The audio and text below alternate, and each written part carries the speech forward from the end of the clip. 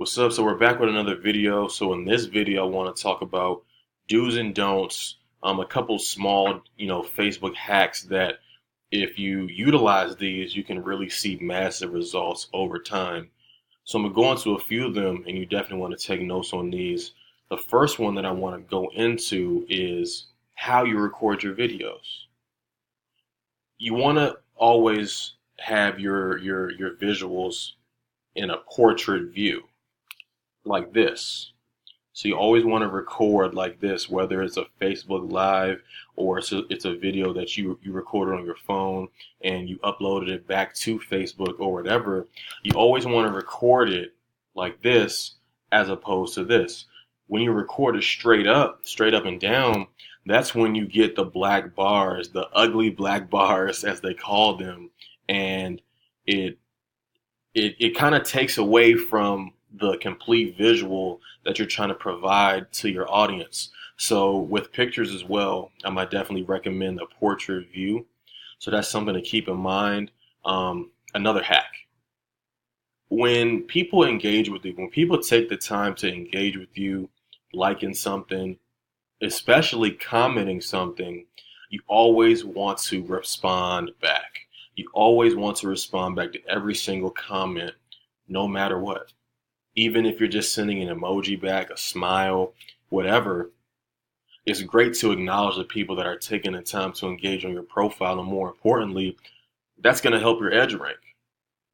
Like we were talking about with the whole Facebook algorithm and different things, as you get more intermediate and advanced with your Facebook marketing, you will learn more about this particular algorithm and learn that there's different things that you would be able to do to open up the windows, so to speak, so more people can see your content.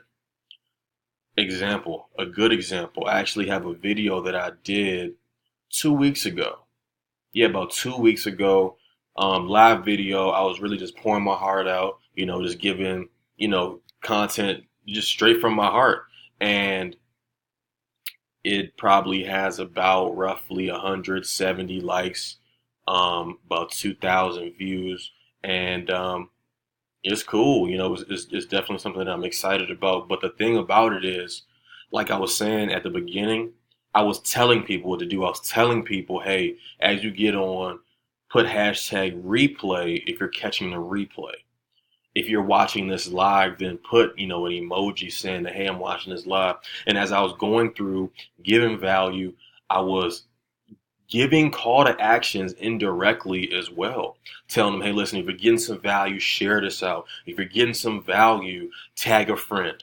And people are going to do what they're told. Honestly, I mean, a lot of people come from an employee mindset, an employee background, and there's nothing wrong with that. And there's no fault to them, meaning that they will do what they're told to do. So if you tell somebody to engage with you, they'll do that. So as people stumble across that video and continue to engage, that video is now getting seen by more people, now coming back to the top of my timeline to where more and more and more and more and more people can see it. So how I can have more people continue to watch that old video and continue to engage with that old video is responding back to the comments, right? Responding back to the comments, liking the comments, right? Dropping smiles, emojis to the comments, because as there's more engagement going on a particular post, like I was saying on the front end, Facebook sees, okay, this is something that is important. This is something that people need to see. So let me put this back to the top of this individual's timeline. So that'll be a way that you'll have people engaging with old content and new content like it's nothing, right? So you just focus on just putting out, raw and direct content. Be yourself with everything that you do and show people love, and you'll get love shown back to you. So that's a given. I already talked about the importance of emojis. I did some research and it talks about, there's a study that says that emojis increase engagement by 33% on Facebook. 33% on Facebook just by having a fire emoji or a cloud emoji, a plain emoji, whatever, all depending on what it is that you're posting. That's something to keep in mind. You may want to just drop a motivational quote for the day, and it may have some extra pizzazz to it, so to speak, if you just drop an emoji at the end of it. So you want to keep that in mind as well.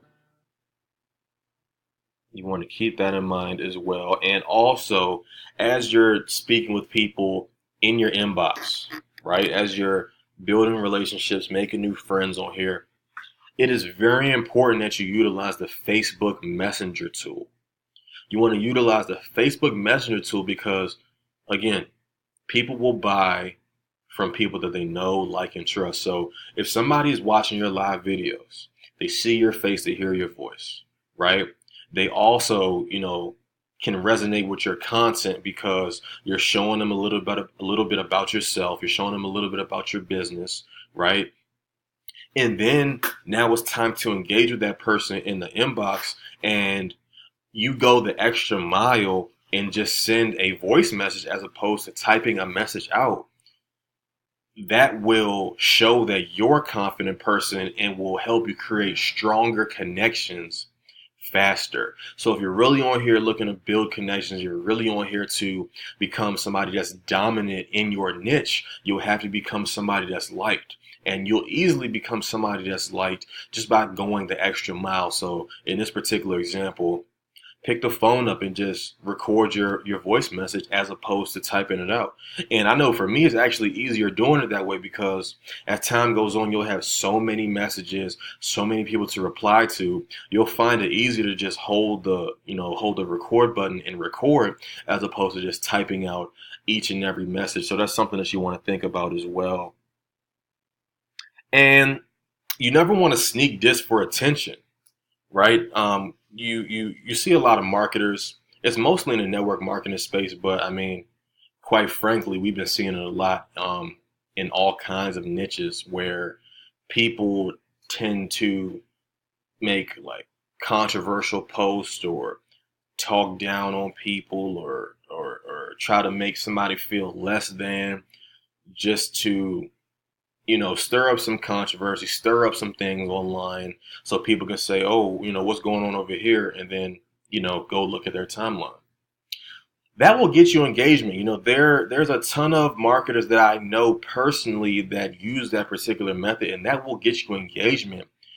But if you're somebody that's really looking to build a legacy, if you're somebody that's really looking to build something sustainable where people can actually trust you and people will want to buy from you whatever you're selling, join you in whatever it is that you're doing, you always want to lead with integrity. Nobody wants to follow somebody that is catty. Nobody wants to follow somebody that is constantly, starting stuff with people.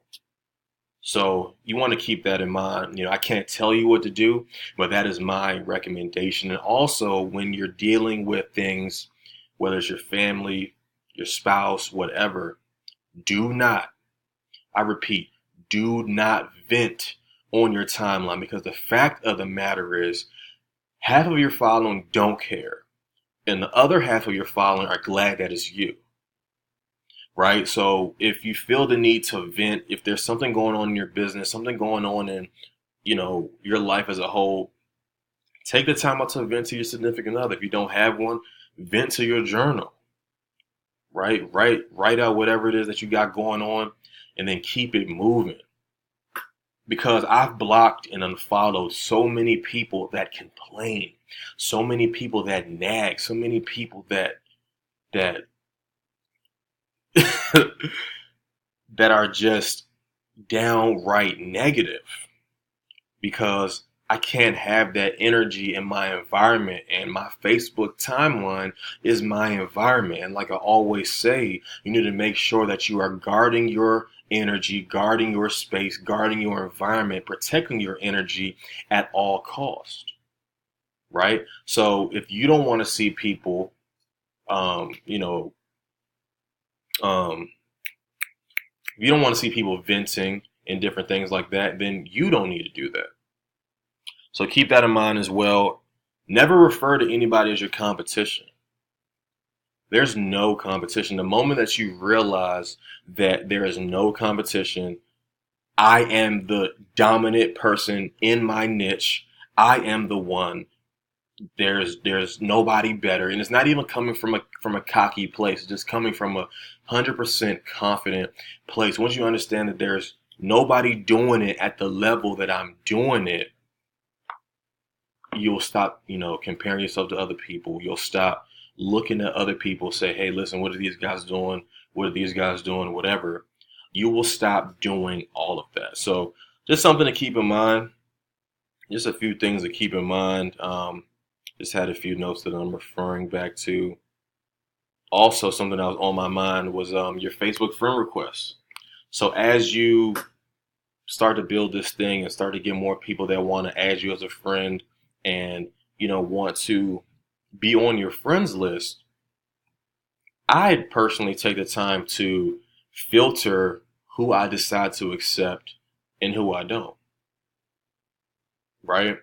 I would rather have 5,000 targeted friends and it take a little longer than me have 5,000 friends and they aren't really as targeted. They don't really fit into my niche, and or maybe they're not real people.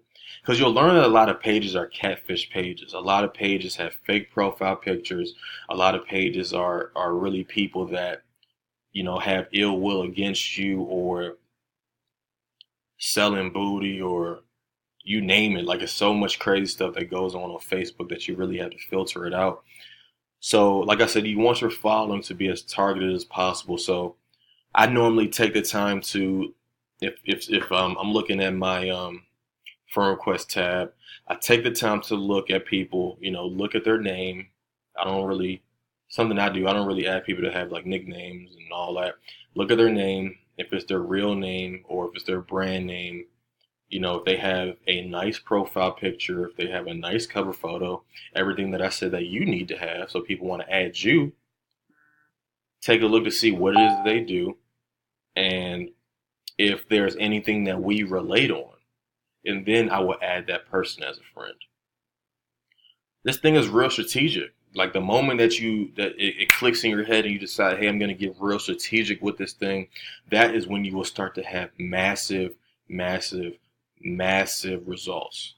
So, totally excited for what's to come. Quick do's and don'ts that I just went over. The next video, I'll talk about Facebook groups, the power of Facebook groups, how you can post on Facebook groups and get people to engage with you, and how you can make your own Facebook group and start your own community of people, which will in turn help you build your following. So see y'all on the next video.